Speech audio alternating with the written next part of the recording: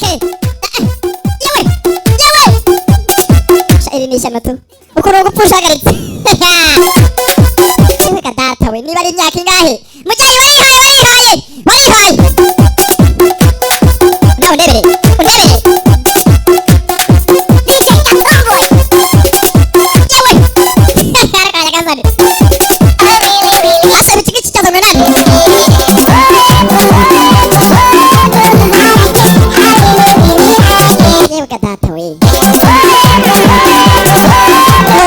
Karakumiro.